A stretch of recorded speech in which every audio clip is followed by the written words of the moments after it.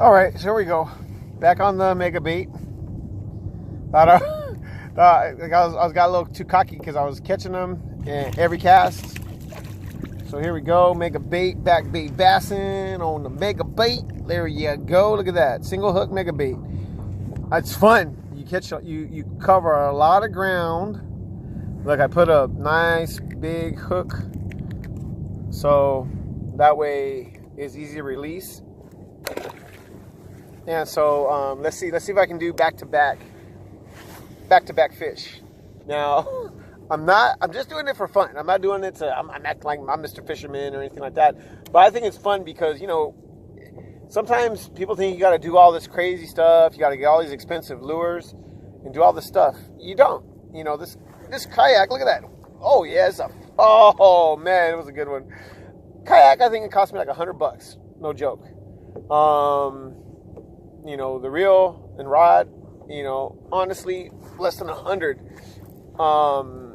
Look, there we go. Hook up. Look at that. Same video. No trick photography. This one is a little bit bigger, not super huge. There you go. See? You just throw it out. You just reel them on in. So the thing is, you always want to make sure you have your fishing license, California Fish and Game. You got to make sure you have your measuring stick because you don't want to keep undersized fish. Now, you're probably saying, why don't you want to keep an undersized fish? I'm glad you asked. Even if it's a smidge undersized, you can still get a nice ticket. And when I say a nice ticket, I'm talking about a $500 ticket or so. Don't ask me how I know. Okay, I'll tell you the truth. I had an undersized fish one time. It was only a 1/4 inch undersized. It's when they changed the bass from 12 to 14. I had like a 13.75. And guess what happened? Sure enough, the one time I have a 1/4 inch undersized bass, I get a ticket. Sad. The one time that I tell my nephew, let's go fishing over here, they don't check for license. Sure enough, I found a fishing game. And the good thing is, he gave me a break. He told me to go get my license and I won't give you a ticket. And I've been getting my license ever since. So that's just a little trick of the trade. Always have your license, because just when you don't think Fishing Game is going to show up, they show up, you know. So back to fishing. These little mega baits, they're cheap, man. They're only like $3 or $4. The thing I like about them is this, okay? One, you can use it over and over and over and over and over and over and over. And pretty much the only thing that can happen is it can get discolored from the bass shaving off the paint with their teeth. But the cool thing is if you have a wife like me who loves to paint their nails all different pretty colors, you know, you can use that same fingernail polish to touch up your lures or change the color of your lures and things like that. And I might actually do a video one day of that, because I actually, you know, I have a couple mega baits that I painted. And usually it's like the weird colors, you know, like the chartreuse green or the sometimes the yellows and the oranges. This is colors you really don't think would work really good. They work, and I don't know why that is, you know, but I guess the fish see things differently. You can never go wrong with any type of bait color lure. So that means like your silvers and your blues, chromes, any reflecting, you know, anything like that. But this is kind of cool because this isn't typically the way you would bass fish. Your typical bass fishing consists of a lead head, some type of plastic, you know, whether it be a swim tail or just like a finesse bait, which is really not a swim bait. It's just like a jerk bait kind of. So what I'm doing is untraditional bass fishing. But the thing is, I do what works, and I tell people about it, and they look at me like if I was smoking something. Now, the only thing I smoke is the Holy Spirit, you know, because I do believe in Jesus Christ, and He is my Lord and Savior. And so I don't do any drugs. So when they say I'm smoking something, I'm like, no, you got to think outside the box. And I'm gonna tell you something: mega bait fishing in the bay is fun. If you've never done it, it is really fun. Now I know I haven't caught a bunch, but look at that! Oh, just like that, and he popped off. Wow, that was a nice one. He popped off. Okay, so here's the thing. Not only do bass eat these, halibut eat them. Now that would be super cool right now if I caught a halibut with it, just to prove the point, or something nice like a big bonita or something like that, which I have caught out here in the Back Bay. And so you can get corvina, you can get bass, you can get bonita, you can get halibut, you can get mackerel, you can get smelt, white sea bass if there's ever any, which I've never really seen a white sea bass back this far. Although I used to think the corvina, the snaggletooth corvina, I used to think those were white sea bass. I didn't know no better.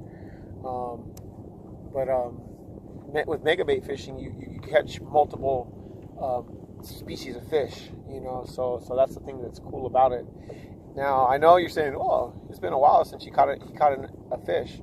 That's okay, because the thing about bait fishing, man, and the thing is when you're reeling and they hit it, they don't joke around. They're not like, when they're hitting these, they're not tapping it. They're hitting it good. They're really like serious about attacking it. They're like on serious attack mode.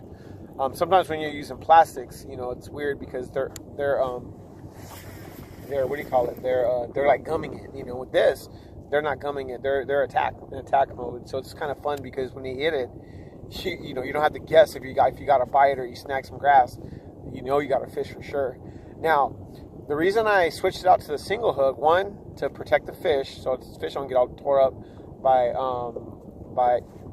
there he is, see? By putting a treble hook on, because sometimes treble hooks are hard to get out. But with the single hook, it's pretty easy. So here we go. Here's another bass. And the thing is too is, oh look, I had a few followers. The thing about this, so it might be back on Bass to Bass. So the thing about this, look how easy it is to take it off. Look, watch. See that? Very easy. No harm to the fish. And you don't snag eelgrass or any type of like debris on the bottom and stuff like that. But every single time I've reeled it in, I've had like a smelt or something follow it up. So it's just kind of cool to see that there is life, in the bay. And it's just kind of cool. I don't know about you, but fishermen, we like to see fish. If there ain't no fish, it's like, what's the point? Me, I go to catch. I love relaxing, but when I'm fishing, I'm on a mission. And the mission is catching fish. And I don't know. I think in my olden days, I'm becoming a little more like, I don't know. Maybe it's a little combination of lazy and just fish conscious. But I throw a lot of fish back. All my 14-inch like spotted bay bass and stuff like that. Unless I mess them up to where they're gonna die, they go back. I guess it's like preserve the species. And I know it's hard to believe, but I'm even letting like 22-inch halibut go because I figure if there's 31 to 36-inch halibut, which I've caught here in the Back Bay, might as well knock those guys out. Because I get a lot more meat. And keep like the 22s and below, 22s and below back because those, that's the size of a halibut, 22. But it also preserves the species, which is a fairly cool thing, because if you don't preserve the species, guess what? Eventually you're going to run out of fish, and there are those people that keep everything they catch, and so you got to watch out with that. Yeah. So I guess, let me just bring, See, I was just about to say, see you later, alligator, and then I got another fish. And so, that's the fun thing about this. I'm telling you, it's just like when you find them, you find them. And that's the thing I was telling these guys I met. I said, it's hit and miss. I said, the cool thing about it, though, is when you hit, especially with the bass, usually I guess they travel in schools. I didn't think they did. Or they tend to congregate together.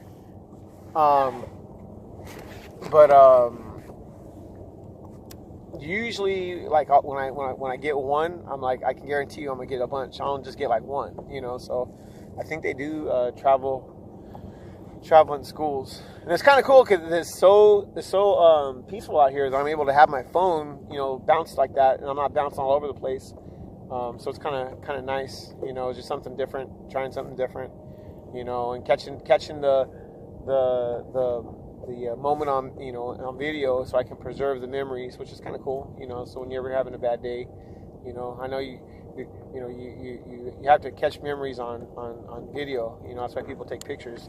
The thing I like about the video is you can narrate and you catch the action. A lot of times when you take a picture, it's like, oh great, a picture of a fish. I have tons and tons and tons of pictures of fish, but not many videos. And the thing about the video is, like I said, you get to catch the action, you can catch the fight, so it's kind of cool. I know it wastes a lot of memory, so I'm gonna have to like download and erase so I don't burn up all the memory on my phone.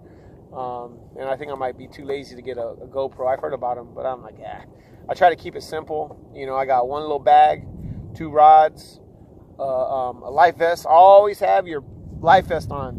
Look, I know life vests aren't very attractive, but if I was to flip over right now, my life vest is on, and that's key, Now I am breaking one of the cardinal rules, which is don't go kayaking by yourself.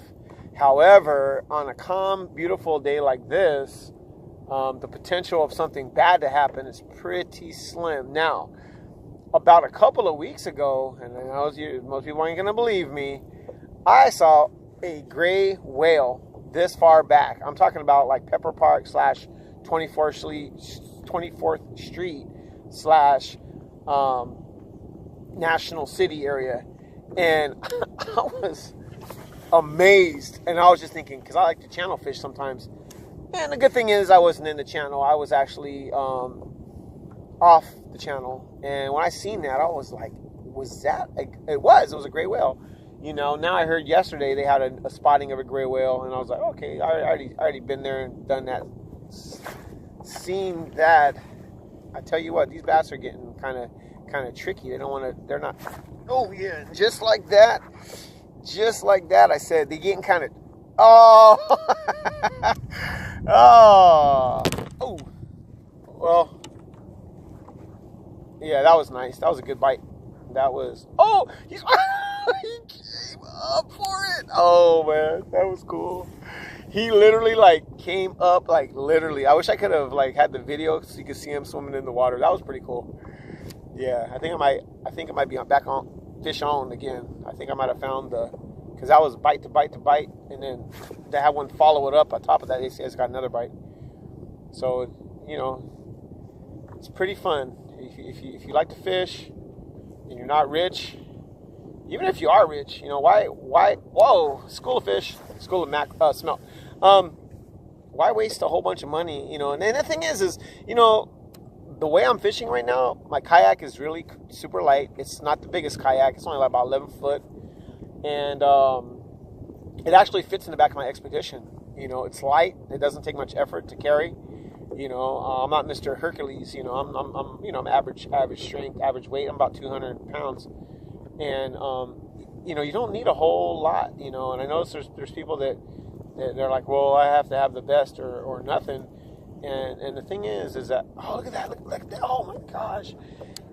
I'm telling you, they're coming up for it. They're following up. I wish there was a way for me to, maybe with a GoPro, I probably could do that. You can see it. It's pretty cool to have them follow my watch. I know for sure I'm gonna get one right now, because there's no way they keep following it up and I'm not gonna catch one.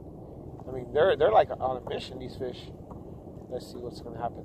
See, smelt keep following it, the bass, but it's one of those things. It's like a picture paints 1,000 words. So you're like, yeah, whatever. I don't see no fish getting caught. I hear a lot of talking. Not like those fishing shows. Now, here's the thing about those fishing shows. Just to let you know, they edit out a lot of the downtime. They just keep the best parts of the show. Where they're actually catching fish. And here's the thing: a lot of those fishing shows, you see, they're like traveling a long ways.